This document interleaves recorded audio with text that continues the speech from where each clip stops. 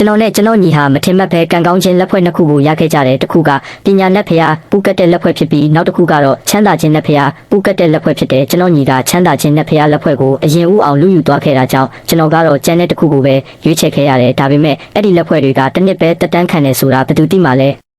ဲအလွန်မင်းစိန်ခံတဲ့ဘဝကြောင့်ကျွန်တော်ညီဟာတစ်နှစ်ကြာတော့ချက်ချင်းပဲပြန်ဆင်းရဲသွားခဲ့တယ်ဒါပေမဲ့ကျွန်တော်ကတော့အမြဲတမ်းစာကိုစူးစမ်းတင်ယူခဲ့တယ်ဘာပဲဖြစ်ဖြစ်ကိုယ့်ရဲ့စူးစမ်းအားထုတ်မှုကြောင့်ရရှိလာတဲ့အသိပညာတွေကဘယ်တော့မှတက်တန်းမကုန်ဆုံးဘူးလေနောက်ပိုင်းမှာကျွန်တော်ဟာအမျိုးသားသိပ္ပံနဲ့နည်းပညာစုကိုစုခုနိုင်ခဲ့ပြီးစီးပွားရေးပါရမီရှင်တယောက်နဲ့ပူးပေါင်းကအရှံဟွာဂရုခကိုတည်ထောင်ခဲ့တယ်ဘီလီယံ100ကျော်ချမ်းသာပြီးအချမ်းသာဆုံးတစ်ထေဖြစ်လာခဲ့တယ်မမျှော်လင့်ပဲကျွန်တော်ညီကမနာလိုဝန်တို့ဖြစ်ပြီးမိသားစုစုံပွဲတစ်ခုမှာကျွန်တော်ကိုလှေကားပေါ်ကနေတွန်းချခဲ့တယ်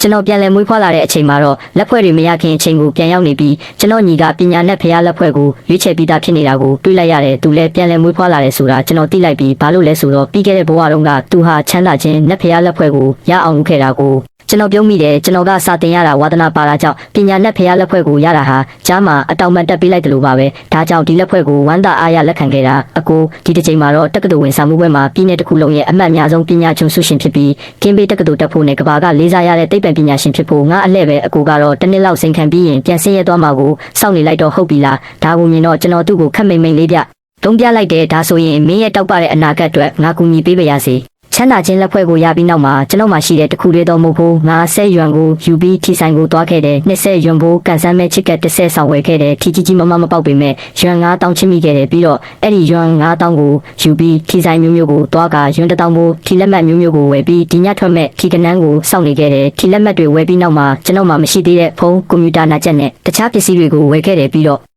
ဟုတ်ပေါ်ဆိုင်မှာကောင်းကောင်းမွန်မွန်သွားစားခဲ့တယ်ပြီးခဲ့တဲ့ဘဝတုန်းကကျွန်တော်ဟာစာတင်တာနဲ့သူတည်တနာလုပ်တာကိုပဲအလွန်မင်းအာယုံစိုက်ခဲ့တာကြောင့်မကြာခဏအစားမေ့ပြီးအစာအိမ်ရောင်ယောဂကနေအစာအိမ်ကင်ဆာထိဖြစ်ခဲ့ရတဲ့ကဘာပေါ်မှာရှိတဲ့ဟုတ်ပေါ်ဆိုင်တွေအသားကင်ဆိုင်တွေအားလုံးကိုဝယ်စားနိုင်လောက်အောင်ငွေတွေအများကြီးရှိခဲ့ပေမဲ့ကျွန်တော်အစာအိမ်ကတော့ဟုတ်ပေါ်အသားကင်တိုးလို့တနက်စာကိုတော့မခံနိုင်ခဲ့ဘူးအရသာရှိတဲ့ဟုတ်ပေါ်ကိုသုံးဆောင်ပြီးနောက်ငါးကျယ်ပွင့်ဟိုတယ်တစ်ခုကအခန်းတစ်ခန်းဘုတ်ကင်လုပ်ခဲ့တယ်ပြီးခဲ့တဲ့ဘဝတုန်းကကောင်းကောင်းအိပ်ပျော်ဖို့အတွက်40နှစ်တန်းတန် Hastings မွေးရာကိုဝယ်ခဲ့ပေမဲ့အိပ်မပျော်တဲ့ယောဂခံစားခဲ့ရတော့မယ်ကျွန်တော်စိတ်တွေမထက်မြက်တော့မှဤပညာအသစ်တွေမတီထွင်နိုင်တော့မှကိုကြောက်ခဲ့တယ်အိတ်ဆေးလည်းမတောက်ရဲပဲမိုးလင်းတဲ့အထိမျက်လုံးအပြူသားနဲ့ခံစားခဲ့ရတယ်အခုတော့ကျွန်တော်ရဲ့အိတ်ဆက်ခြင်းကပုံမှန်အတိုင်းပြန်ဖြစ်သွားပြီးနိုးလာတဲ့အချိန်မှာ15နာရီကုန်လွန်သွားတာကိုတွေ့ရတယ်ထီပေါက်စင်ကိုစစ်ဆေးဖို့ဖုန်းကိုဖွင့်လိုက်တယ်တေချာစစ်ဆေးပြီးနောက်စုစုပေါင်း1.5 တန်ပောက်ခဲ့တဲ့ဒါကကျွန်တော်ကိုတညာရဲနဲ့တထေးကြီးဖြစ်မသွားစေပေမဲ့ချမ်းသာခြင်းလက်ဖွဲ့မရှိရင်လူအများစုဟာသူတို့ရဲ့တသက်တာမှာရွံ1000တောင်ပေါက်ချင်မှပေါက်မှာပါကျွန်တော်ချက်ချင်းပဲထီစင်တာကိုသွားပြီးစုငွေထုတ်ခဲ့တဲ့20%ကိုအခွန်ပေးပြီးနောက်1.2 တန်းပဲကျန်တော့တယ်ကျွန်တော်ရဲ့အုံနောက်မရှိတဲ့ညီနဲ့မတူတာကသူကငွေကိုဘလို့ပွားရမလဲမသိလို့လက်ဖွဲ့တက်တန်းကုန်တာနဲ့စီးစိမ်ကိုမထိမ့်သိမ့်နိုင်ခဲ့ဘူးကျွန်တော်ကတော့သူတည်တနာလုပ်ခဲ့ဘူးပြီးကုမ္ပဏီတစ်ခုကိုလည်းထောင်ခဲ့ဘူးတယ်ပြီးခဲ့တဲ့ဘဝကအသိပညာတွေကပျောက်ပြတ်မသွားဘူးငွေဆိုတာပြင်ပပစ္စည်းတာဖြစ်ပြီးစူးစမ်းအားထုတ်မှုကြောင့်ရရှိလာတဲ့အရေးချင်းတွေကသာတစ်သက်လုံးကိုယ်ပိုင်ဖြစ်တယ်ကျွန်တော်ကွန်ပျူတာဖွင့် stock share အကောင့်တစ်ခုဖွင့်ပြီးခဲ့တဲ့ဘဝတုန်းကဈေးကွက်ထဲမှာဒဏ္ဍာရီဖြစ်ခဲ့တဲ့ဒေါင်ဖန်တဲ့ခနူလိုကြီး stock share ကိုရှာဖွေခဲ့တယ်အချိန်မှာဒီ stock ကအစပြိုးရောင်းချတဲ့အဆင့်မှာပဲရှိသေးပြီးဈေးနှုန်းကအနှိမ့်ဆုံးမှာရှိနေတယ်ကျွန်တော်မှညံရဆိုရင်တစ်ပတ်တွင်းမှာဒီ stock ဟာတစုကို1ရွမ်ကနေနောက်6လမှာ300ရွမ်ကျော်အထိတက်သွားလိမ့်မယ်ဒါကအခုချိန်မှာကျွန်တော်ငွေကိုအမြန်ဆုံးပွားနိုင်မဲ့နီးလမ်းပဲကျွန်တော်1.2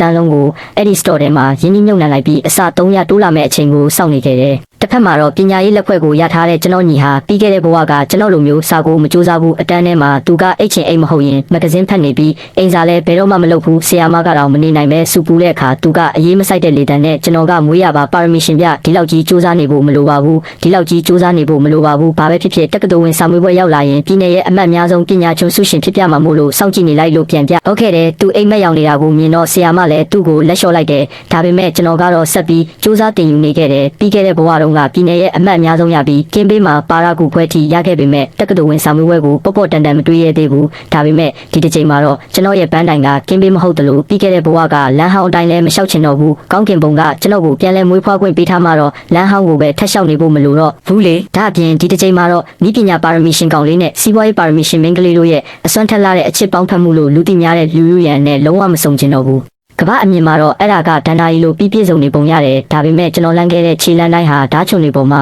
ခြေပလာနဲ့ရှောက်ခဲ့ရတယ်လို့တွေးထွက်တန်ယူနဲ့နာကျင်ခဲ့ရပြီးကမ္ဘာကြီးကိုတော့အပြုံးနဲ့ပဲရင်ဆိုင်ခဲ့ရတယ်ဆိုတာဘယ်သူမှမသိကြဘူး ကျွန်တော်ညီမပညာရေးနဲ့ဖျားရှိနေတာကြောင့်သူကပြင်းပြီးစာမလေးလာပေမဲ့သူ့ရဲ့စာမွေးရလက်ကိုတော့မထိခိုက်ခဲ့ဘူးအမှန်တိုင်းပြောရရင်သူကကျွန်တော်ထက်အမြဲတမ်းတမတ်ပူရပြီးကျောင်းမှာအဆင့်တရကဆရာမတွေနဲ့အတန်းဖော်တွေရဲ့ချီးကျူးမှုကိုခံခဲ့ရတယ်ကျွန်တော်ညီကတော့နှာခေါင်းပင်ပြီးဘဝင်မြင့်နေတော့တာပဲကျွန်တော်စာချက်နေတာကိုမြင်တိုင်းသူကလှောင်ပြောင်တတ်တယ်အကိုဘလောက်ပဲစူးစမ်းကျွန်တော်ကိုမမိနိုင်ပါဘူးစာချက်တာကိုရက်လိုက်ပြီးအကိုရဲ့တနာစရာကောင်းတဲ့ချမ်းသာခြင်းနဲ့ဖျားကိုတုံးပြီးထီလက်မှတ်တွေဝယ်တစ်နှစ်လောက်ကောင်းစားတောက်ပြီးရင်နောက်မှပြန်ဆင်းရဲဖို့ပဲစောင့်နေလိုက်ဖို့အကြံပြုချင်နေတဲ့ကျွန်တော်သူ့ကိုလစ်လူရှုထားလိုက်တယ်ကျွန်တော်ရဲ့ stock share တွေကအဆက်တရတက်သွားပြီးကျွန်တော်အကောင့်ထဲကငွေတွေဟာတန်းတရာကျော်သွားခဲ့ပြီးကျွန်တော်ကစိန်ခံဘဝကိုစိတ်မဝင်စားဘူးကျွန်တော်လိုချင်တာကကိုကြိုက်တဲ့အစားအစာသုံးနဲ့ကောင်းအိတ်ဆက်ခွင့်ရဖို့ပဲထီနဲ့ပတ်သက်ရင်တော့ကျွန်တော်ထပ်မဝယ်တော့ဘူးထီပေါက်မဲ့အခွင့်အရေးတွေကိုတခြားသူတွေအတွက်ချန်ထားပေးတင်တယ်လေ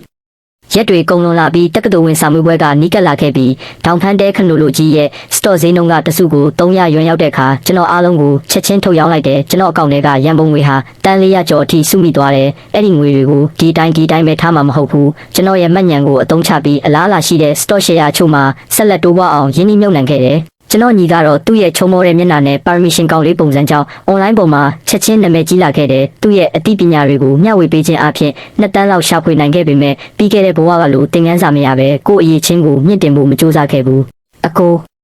ကျွန်တော်ဘယ်သူနဲ့ဆုံခဲ့လဲခံမှန်းကြည့်စမ်းကျွန်တော်ညီကဘဝင်မြင့်နဲ့မျက်နှာပေးနဲ့ကျွန်တော်အခန်းထဲကိုလမ်းလျှောက်ဝင်လာတယ်ကျွန်တော်ကတော့သူတေသနာအချက်လက်ချို့ကိုတွက်ချက်နေတာကြောင့်ခေါင်းမော့ကြည့်ဖို့တော့အချိန်မရှိဘူးမသိဘူးစိတ်လည်းမဝင်စားဘူးသူ့နာမည်ကိုပြောလိုက်ရင်အကိုစိတ်ဝင်စားသွားလိမ့်မယ်စီးပွားရေးပါရမီရှင်မင်္ဂလေးလူရန်လေးကျွန်တော်ညီကကျွန်တော်ကိုစိတ်ဝင်စားကြည့်ရင်ပြောလိုက်တယ်ပြီးခဲ့တဲ့ဘဝတုန်းကအကိုမှရှိခဲ့သမျှအရာအလုံးဟာကျွန်တော်အပိုင်ဖြစ်လာလိမ့်မယ်ကျွန်တော်သိပြောတာပဲကျွန်တော်ကဘာမှနားမလဲတယ်လို့ဟန်ဆောင်လိုက်တယ်မင်းမာရီပြောနေတာလဲငါမသိဘူးဘာပြီးခဲ့တဲ့ဘဝလဲဒါကလက်ရှိဘဝလေးငါဘယ်ပြီးခဲ့တဲ့ဘဝကိုမှမမှတ်မိဘူးဒါကိုမြင်တော့ကျွန်တော်ညီကတန်တရားစိတ်နဲ့ကြည်လာတယ်အကိုပြန်လဲမွေးဖွားလာတာမဟုတ်ဘူးလားပြန်လဲမွေးဖွားတာမင်းဝတ္ထုတွေအဖက်များပြီးယူသွားပြီလားကျွန်တော်တမင်တက်မျက်မှောင်ကုပ်ပြီးသူ့နဖူးကိုသွားဆန်းလိုက်တယ်ကျွန်တော်ညီကကျွန်တော်လက်ကိုဖဲထုတ်ပြီးပခုံးကိုပုတ်ကစိတ်ပြက်လက်ပြက်နဲ့ပြောတယ်အင်းလေဒါဆိုရင်တော့ပြောစရာမကောင်းတော့ဘူးအကိုရဲ့ပြီးခဲ့တဲ့ဘဝကလူရန်အပါဝင်အရာအလုံးကိုကျွန်တော်လူယူတာကိုအကိုကိုစောင့်ကြည့်စေချင်တာဒါပေမဲ့ကိစ္စမရှိပါဘူးဘာပဲဖြစ်ဖြစ်ဒီဘဝမှာတော့အကိုဘလို့မှကျွန်တော်ကိုမနိုင်ပါဘူးကင်းဘေးကကျွန်တော်အပိုင်လူရန်ကကျွန်တော်အပိုင်ပြီးတော့ CEO ဖြစ်မှာကလည်းကျွန်တော်ပဲအကိုကိုတော့ညီတယောက်အနေနဲ့နောက်ခါမှာဆင်းရဲမွဲတေမသွားအောင်ထီလက်မှတ်အနေငယ်လောက်ထပ်ဝယ်ထားဖို့စေတနာနဲ့အကြံပြုချင်ပါတယ်တဲ့ကျွန်တော်ရဲ့အေးဆက်ဆက်ပုံစံကြောင့်သူမျက်နှာပြတ်သွားပြီးတကားကိုဝုန်းခနဲ့စောင့်ပိတ်ပြီးထွက်သွားခဲ့တယ်ဒါပေမဲ့ကျွန်တော်ညီကကျွန်တော်ကိုလွှတ်ပေးဖို့အစီအစဉ်မရှိပါဘူးခဏကြာမှသူကဖုန်းကိုကျွန်တော်ဘက်ထိုးပြရင်ပြန်ပေါ်လာတယ်ဗီဒီယိုကော်ထဲမှာတော့လူရန်ဖြစ်နေတယ်လူရန်မိတ်ဆက်ပေးပါရစေဒါကကျွန်တော်ရဲ့ရုပ်ဖြောင်းတဲ့အကိုလေးစခရင်ပေါ်ကလူရန်ကိုကြည့်ရင်ကျွန်တော်စိတ်ထဲကနေယုံရှာမုန်းတီးမိတယ်ထားလိုက်ပါတခြားသူတွေရဲ့ကံကြမ္မာကိုလေးစားရမယ်ဒါကကျွန်တော်ညီရဲ့ရွေးချယ်မှုပဲရလက်ကဘာပဲဖြစ်ဖြစ်သူကိုယ်တိုင်ပဲခံရလိမ့်မယ်ကျွန်တော်အဲ့ဓာတွေကိုဂရုမစိုက်နိုင်ဘူးလူရန်ကျွန်တော်အကိုကိုဘလို့ထင်လဲဘာလို့မှမထင်ပါဘူးလူရန်ရဲ့အဖြေကြောင့်ကျွန်တော်ညီရဲ့မျက်နှာဟာချက်ချင်းဝင်းမသွားတယ်သူကျွန်တော်ကိုမောက်မာစွာလှမ်းကြည့်တယ်တွေ့လားအကိုလူရန်ကအကိုကိုဘာမှမထင်ပါဘူးလေကျွန်တော်ကသဘောတူတဲ့အနေနဲ့ခေါင်းညှိပြလိုက်တယ်ဟုတ်ပါပြီမင်္ဂလာပါအလှလေးကျွန်တော်ညီကအနှဲငယ်စိတ်ပြတ်သွားပြီးဗီဒီယိုကော်ထဲကိုပြောလိုက်တယ်သူကသူ့နေရာသူသိပါတယ်စာတင်တာရောအယုတ်ကြီးပါဘလို့မှကျွန်တော်ကိုမမိနိုင်ဘူးဆိုတာသူသိတယ်လေအမှန်ပါပဲသူကမင်းကိုဘလို့မှမရှင်းနိုင်ပါဘူးဘာပဲဖြစ်ဖြစ်ဒီကဘာပေါ်မှာပါရမီရှင်ဆိုတာလူနည်းစုပဲလေဟုတ်တာပေါ့အဲ့ဒီလူနည်းစုထဲမှာကျွန်တော်တို့2ယောက်ပါဝင်နေတာပေါ့ကဘာကြီးကကျွန်တော်တို့အပိုင်ဖြစ်လာလိမ့်မယ်အဲ့ဒီအချိန်ကျရင်ကျွန်တော်အကူကကျွန်တော်စီမှာအလုပ်လုပ်ဖို့တောင်အရေးချင်းပြည့်မိမှာမဟုတ်ဘူးဟာသူ့ရဲ့မောက်မာပြီးနတ်ဆိုးဆန်တဲ့ရဲတံကိုကြားရတော့ကျွန်တော်ပြုံးပြီးသူ့ကိုအခန်းပြင်ကိုတွန်းထုတ်လိုက်တယ်သူကျွန်တော်ကိုထပ်ပြီးမနှောက်ယှက်နိုင်အောင်တကားကိုတော့ခတ်လိုက်တယ်အဲ့ဒီအချိန်မှာပဲကျွန်တော်ဖုန်းထဲကိုမိတ်ဆွေဖွဲ့ခွင့်တစ်ခုဝင်လာတယ်ရင်းနှီးနေတဲ့ profile ပုံနဲ့နာမည်ပြောင်းကိုမြင်လိုက်ရတော့ကျွန်တော်သွေးတွေအိတ်ခဲသွားတယ်လို့ခံစားလိုက်ရတယ်လူရန်ကဘာဖြစ်လို့ကျွန်တော်ရဲ့ဝေချက်ကိုအပ်တာလဲကျွန်တော်ပြန်လဲမွေးဖွားပြီးနောက်ဖုန်းတင်တဲ့ဒီအကောင့်ကိုဖွင့်ထားတာမိသားစုကိုတော့မပြောရသေးဘူးကျွန်တော်ညီတော်မသိဘူးလူရန်ကကျွန်တော်ရဲ့ဒီဝေချက်အကောင့်ကိုဘယ်လိုလှုပ်ရှားတွေ့တာလဲဒါပေမဲ့ဒီဘဝမှာတော့သူနဲ့ဘာပတ်သက်မှုမှမရှိချင်တော့ဘူးဒါကြောင့်ညင်းပယ်ခြင်းကိုနှိပ်ပြီးနောက်ထပ်တောင်းဆိုချက်တွေကကျွန်တော်စိတ်ကိုမပြတ်စည်းစေဖို့အတွက်သူ့ကိုဘလော့လိုက်တယ်ခဏကြာမှနောက်ထပ်မိတ်ဆွေဖွဲ့ခွင့်တစ်ခုထပ်ဝင်လာတယ်မင်္ဂလာပါအကိုကျမကယူရန်ပါအကိုညီရဲ့တငယ်ချင်းပါသူကနောက်ထပ်ဝေချက်အကောင့်တစ်ခုကိုတုံးပြီးကျွန်တော်ကိုအပ်တာဖြစ်တယ် ဒီ message ကိုမြင်လိုက်ရတော့ကျွန်တော်သွေးတွေပိုပြီးစူပွက်လာခဲ့တယ်ပြီးခဲ့တဲ့ဘဝတုန်းကကျွန်တော်ဟာသူမရဲ့ဒီလျှို့ဝှက်ဝင်ချက်အကောင့်ကိုရှာဖွေတွေ့ရှိခဲ့ဘူးတယ်ကျွန်တော်ခိုးပြီး log in ဝင်ကြည့်ခဲ့တုန်းကမြင်ခဲ့ရတဲ့အရာတွေကကျွန်တော်ရဲ့ကဘာကြီးကိုလုံးဝပျက်စီးစေခဲ့တယ်ကဘာမျက်စိထဲမှာတော့လူလူရန်ဟာကောင်းမွန်တဲ့မိသားစုနောက်ခံရှိပြီးခန္ဓာကိုယ်အချိုးအစားကလည်းလှပကအမျိုးသားပေါင်းများစွာရဲ့သဘောကျခြင်းကိုခံရတဲ့စီးပွားရေးပါရမီရှင်တစ်ယောက်ဖြစ်တဲ့ online ပေါ်မှာတော့မင်းလက်ထက်မယ်ဆိုရင်လူလူရန်ကိုပဲလက်ထက်ပါဆိုတဲ့နာမည်ကြီးတစ်ချင်းတစ်ပုတ်ရှိခဲ့တယ်ပြီးတော့သူမရဲ့ခင်မွန်းအနေနဲ့ကျွန်တော်ဟာတဘာဝကြကြအားကြခြင်းနဲ့မနာလိုခြင်းခံရတဲ့အရာဝတ္ထုတစ်ခုဖြစ်ခဲ့တယ်သူတို့တွေကကျွန်တော်ဟာနိုင်ငံရဲ့အမြင့်ဆုံးသိပ္ပံနဲ့နည်းပညာစုကိုရရှိခဲ့သူဖြစ်တာကိုလုံးဝလစ်လျူရှုပြီးကျွန်တော်ရဲ့စူးစမ်းအထောက်မှုအားလုံးကိုအဖက်မလုပ်ပဲလူလူရန်ရဲ့ခင်မွန်းအဖြစ်ပဲမြင်ခဲ့ကြတယ်ဒါပေမဲ့လူလူရန်ရဲ့ခင်မုန်းဖြစ်ရတာဟာမပျော်ရွှင်ရုံတင်မကပဲအလွန်စိတ်ဆင်းရဲစရာကောင်းတယ်ဆိုတာကျွန်တော်တယောက်ပဲသိတယ်တိတ်ကိုစိတ်ဆင်းရဲစရာကောင်းလို့ဘယ်တော့အခါမှသူမနဲ့ဘာဆက်ဆံရေးမှမရှိကျင်တော့ဘူးဒါပေမဲ့သူမကဘာဖြစ်လို့တရေတစီတကောင်လို့ကျွန်တော်နောက်ကိုလိုက်နောက်ရှက်နေရတာလဲလူလူရန်ရဲ့အတ္တကိုမခံရဖို့အတွက်ကျွန်တော်အကောင့်ကိုပဲဖျက်ပစ်လိုက်တယ်အကိုမလက်ဖြန်ကချစ်သူများနေလေယူရန်ကကျွန်တော်စီလာမလို့တဲ့သူကကျွန်တော်ကိုဘယ်တော့မှမေးနိုင်မှာမဟုတ်တဲ့ရိုမန်တဆန်နဲ့အမတ်တရပေးမလို့တဲ့ကျွန်တော်တိတ်ဆိတ်လှုပ်ရှားနေတာလို့ကျွန်တော်ညီကအခန်းထဲကိုပြန်ဝင်ပြီးကြွားလုံးထုတ်တယ်ကျွန်တော်အေးဆက်ဆက်ပဲတုံ့ပြန်လိုက်တယ်ဒါပေမဲ့ကျွန်တော်ညီကကျွန်တော်ရဲ့အေးဆက်တဲ့တုံ့ပြန်မှုကိုမကျေနပ်ဘူးသူကျွန်တော်ပခုံးကိုကင်ပြီးမေးခွန်းထုတ်တယ်အကိုကျွန်တော်ကိုမနာလို့ဖြစ်နေတာလားကျွန်တော်သူ့ကိုရဲချင်းတလို့နဲ့ကြည့်လိုက်တယ်မင်းအဲ့ဒီလိုပဲတွေးချင်ရင်လည်းငါမတားပါဘူးဒါပေမဲ့နောင်ကိုငါရှိမှလူလူရန်အကြောင်းမပြောပါနဲ့တော့ငါမသိချင်ဘူးစိတ်လည်းမဝင်စားဘူးကျွန်တော်ညီရဲ့မျက်နှာဟာဒေါသကြောင့်မြင်မြန်းသွားပြီးမျက်လုံးတွေပြူးလာတဲ့အကိုကျွန်တော်သတိပေးလိုက်မယ်ကိုယ်ပိုင်မဟုတ်တဲ့အရာတွေကိုမျက်စိမကျနဲ့ဓာတ်အပြင်ယူရန်ကအကိုကိုအထင်သေးတယ်နော်ကျွန်တော်ကောင်းညစ်ပြီးသဘောတူကြောင်ပြလိုက်တယ်ဟုတ်ပါပြီသူမင်းကိုအထင်ကြီးတယ်မင်းကိုချစ်တယ်မင်းတို့နှစ်ယောက်တစ်သက်လုံးဘယ်တော့မှမခွဲခွာပါစေနဲ့လို့ဆုတောင်းပေးပါတယ်ကျွန်တော်ညီကဘဝင်မြင့်တဲ့မျက်နှာပေးနေတာပေါ့ဒီဘဝမှာတော့ကျွန်တော်ဟာသူမနဲ့အတူအားလုံးကအားကြရတဲ့လိုက်ဖက်တဲ့ဆုံတွေဖြစ်လာမှာအကိုကတော့စာအုပ်ထဲမှာပဲခေါင်းနဲ့ထားလိုက်တော့ဒါမှနောက်ကျရင်ညီတယောက်အနေနဲ့အကိုအတွက်အလုပ်ကောင်းကောင်းတစ်ခုရှာပေးနိုင်မှာတဲ့ဟောဗျာသူဘယ်ကနေဒီလိုယုံကြည်မှုတွေရနေတာလဲစာမေးပွဲနဲ့ဖျားလက်ဖွဲ့တစ်သက်လုံးရှိနေရင်တော့သူဟာပြီးခဲ့တဲ့ဘဝကကျွန်တော်လျှောက်ခဲ့တဲ့လမ်းကိုဘယ်တော့မှလျှောက်နိုင်မှာမဟုတ်ဘူးတိတ်ပန်ကြီးကြသူတေသနာဆိုတာစာမေးပွဲဖြေရတယ်လို့မျိုးချက်ချင်းအဖြစ်ထွက်လာတာမဟုတ်ဘူးလေ